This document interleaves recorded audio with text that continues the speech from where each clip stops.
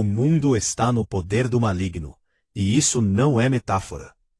O mundo inteiro está no poder do maligno. Essa frase do Evangelho de João é repetida em cultos, missas e sermões, mas raramente é levada a sério. Muitos a tratam como metáfora religiosa, outros como superstição ultrapassada. Mas se pararmos para olhar com olhos críticos, sem filtros e sem ilusões, veremos que ela descreve com precisão cirúrgica a realidade do mundo em que vivemos. Esta terra se alimenta de sofrimento, sangue e morte. A dor aqui é matéria-prima. A fome é manufaturada. A alienação é planejada. Não é acaso, não é má sorte, não é azar ter nascido num lugar assim. É o sistema. A pobreza é uma estratégia. Um dos maiores equívocos é acreditar que a pobreza é resultado de mera incompetência ou má gestão. Na verdade, a pobreza é necessária para que o sistema funcione. Sem os pobres, não haveria mão de obra barata. Sem os miseráveis, não haveria quem aceitasse condições humilhantes de trabalho. Sem os desesperados, não haveria exércitos de consumidores dependentes de migalhas do Estado ou das sobras dos bancos. A fome, a pobreza e a desigualdade não são falhas, são engrenagens da máquina. As elites sabem que é impossível que todos sejam ricos, porque a riqueza de alguns depende diretamente da miséria de outros. Como disse Rousseau, o verdadeiro fundador da sociedade civil foi o primeiro a cercar um pedaço de terra e dizer: "Isto é meu." A partir daí, a desigualdade virou lei. E não pense que isso é coisa do passado. Hoje, as ferramentas mudaram, mas a lógica permanece idêntica. Os latifúndios físicos se tornaram latifúndios digitais, financeiros, corporativos. Quem controla os dados, controla os mercados. Quem controla os mercados, controla os governos. E quem controla os governos, controla você, sem que você perceba, porque a corrente que te prende é feita de conforto e entretenimento, não de ferro. A política é teatro. O poder real não está no voto. As pessoas ainda acreditam que a política é uma disputa entre esquerda e direita, vermelho e azul, liberal e socialista. Mas isso é apenas espetáculo. Na prática, quem dita as regras não são os eleitos, mas sim quem financia suas campanhas. Bancos, corporações, grandes negócios. Seu político favorito, aquele em quem você acredita, é apenas mais uma peça no tabuleiro. A política funciona como cortina de fumaça.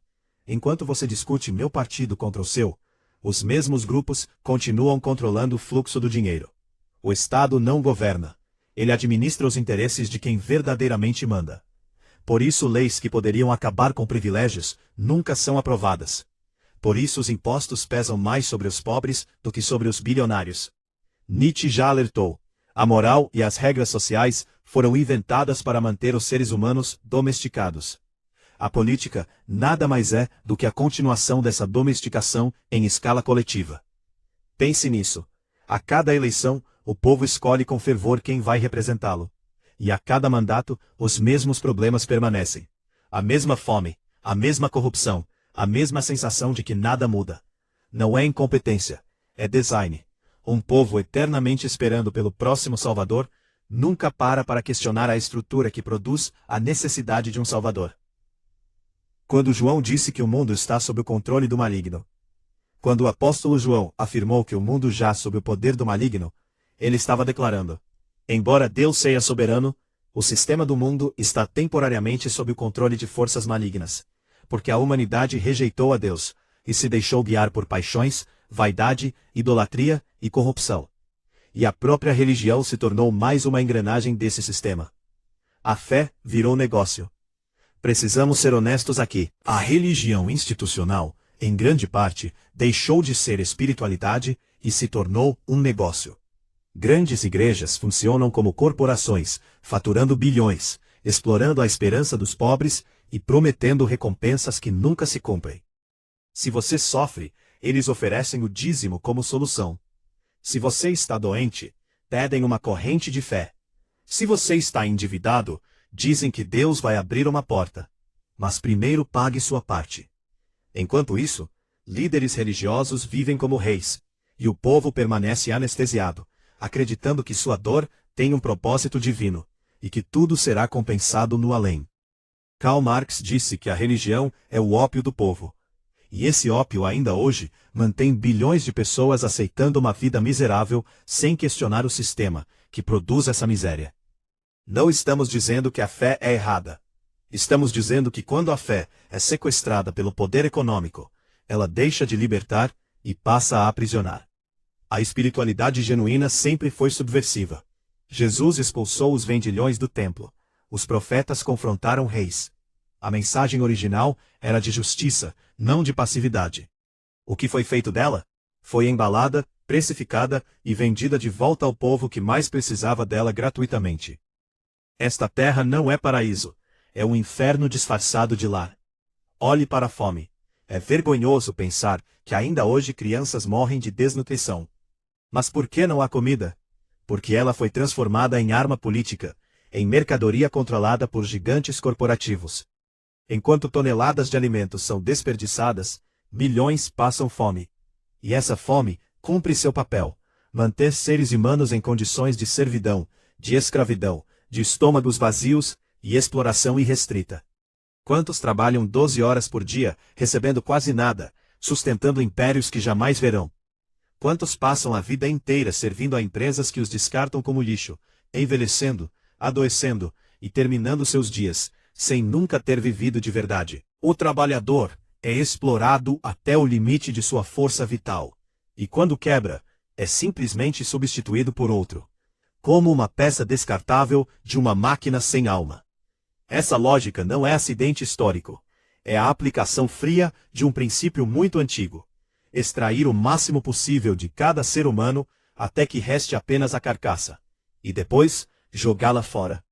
A crueldade não está nos chicotes, está nos contratos, nas cláusulas, nos cartões de ponto, nas demissões enviadas por e-mail às sextas-feiras. O crime não é apenas um fruto do mal individual.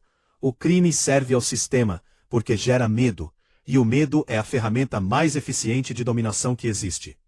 Um povo atemorizado aceita vigilância, aceita leis cada vez mais duras, aceita a presença de um estado policial sem reclamar.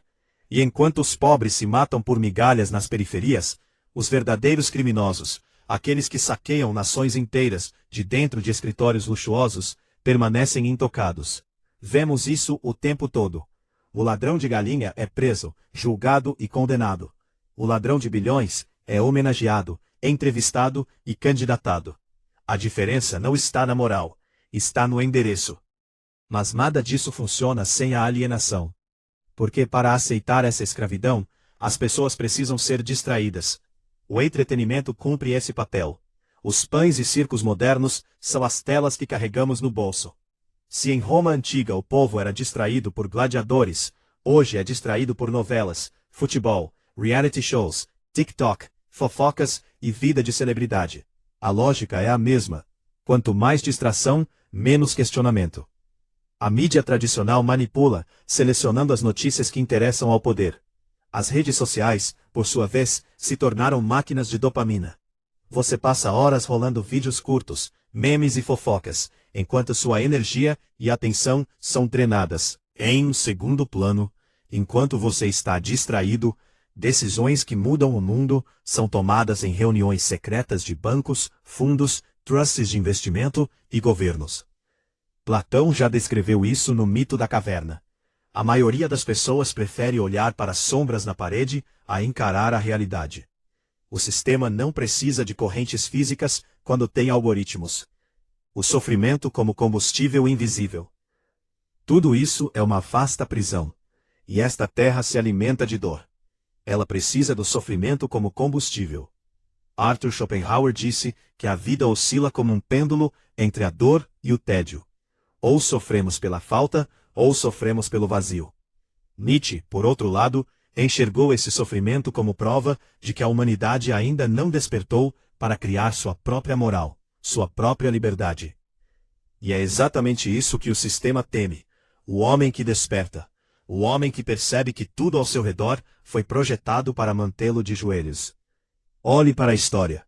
As guerras foram criadas não apenas por ideologias, mas para impulsionar o crescimento econômico, enriquecer poucos e deixar milhões de mortos no processo. A pobreza é necessária porque produz mão de obra barata. A alienação é necessária porque sem ela as massas se rebelariam. O sofrimento, portanto, é o motor invisível da sociedade. Enquanto você trabalha até o esgotamento, alguém lucra. Enquanto você chora numa fila de hospital, alguém lucra com a indústria da doença. Enquanto você acredita em promessas políticas, alguém enche os bolsos.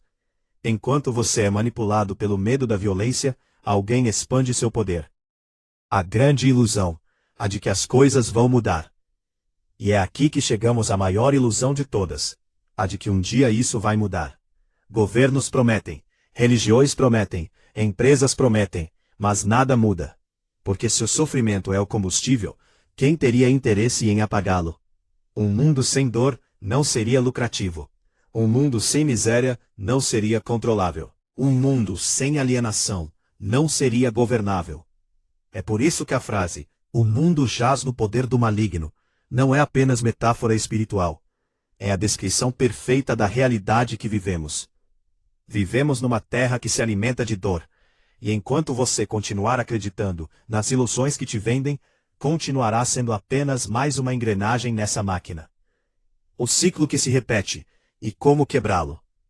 A história não mente. Os impérios caem, os tiranos morrem, os sistemas entram em colapso. Mas a estrutura do poder se reconstrói sob novos nomes e novas roupagens. A Roma de hoje usa terno e gravata, assina contratos e aparece em capas de revista. O açoite virou juros. As correntes viraram dívidas. O chicote virou algoritmo.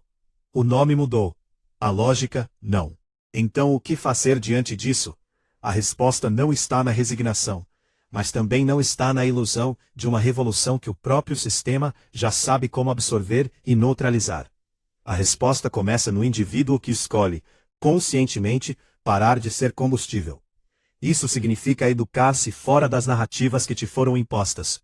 Significa questionar o que consome, o que assiste, no que vota e por quê. Significa construir comunidades reais, baseadas em reciprocidade e não em consumo. Significa recusar a servidão voluntária, que se disfarça de liberdade. O despertar começa em você. Você não pode quebrar essa máquina sozinho. Ela é grande demais, antiga demais, enraizada demais. Mas você pode quebrar o ciclo dentro de você. Pode recusar a anestesia.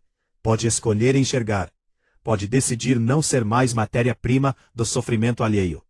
O homem que desperta não é necessariamente aquele que vai às ruas ou lidera revoltas. É aquele que no silêncio da própria consciência para e diz: eu não aceito mais a vida que me venderam. Esse momento de recusa interior é o primeiro ato de liberdade genuína. João escreveu essas palavras há 2000 anos. O cenário mudou, as tecnologias, as geografias, os nomes dos poderosos. Mas a natureza da dominação permanece a mesma. E a mensagem também. Há algo além desse sistema. Há uma realidade que o sistema não consegue monetizar, controlar ou colocar na vitrine. É a consciência, é o espírito, é a recusa em ser apenas mais um número. Conclusão: seja um homem do despertar. A pergunta final não é filosófica, é pessoal. Você vai continuar aceitando isso? Vai continuar acreditando em promessas que nunca se cumprem? Ou vai finalmente abrir os olhos e perceber que a vida que te venderam nunca existiu? A única liberdade possível é escapar da manipulação, pensar por conta própria e recusar ser combustível para um mundo que devora almas. Este é o sistema de que João falou há 2 milênios. E até hoje, nada mudou em sua essência. Porque esta terra se alimenta de dor e sofrimento, e a história sempre se repete para quem não desperta. Seja um homem do despertar. Você não pode quebrar a máquina, mas pode quebrar o ciclo. Saudação final, cavalo paraguaio. E é isso, minha gente. Se você chegou até aqui, saiba que não foi por acaso. Mentes despertas se encontram. Aqui no canal do Cavalo Paraguaio, a gente não vende ilusão. Não entrega conteúdo fácil. Não mascara a realidade com açúcar. A gente enfrenta o que é duro, porque é o que vale a pena encarar. Se esse vídeo te fez pensar, te incomodou, te moveu de alguma forma, Então ele cumpriu o papel dele. Deixa o like, compartilha com alguém que precisa ouvir isso. E se inscreve no canal para não perder nenhum conteúdo. Cada inscrição é um companheiro a mais nessa jornada de despertar. Muito obrigado por estar aqui. Eu sou o Cavalo Paraguaio, e a gente se vê no próximo vídeo. Valeu, família!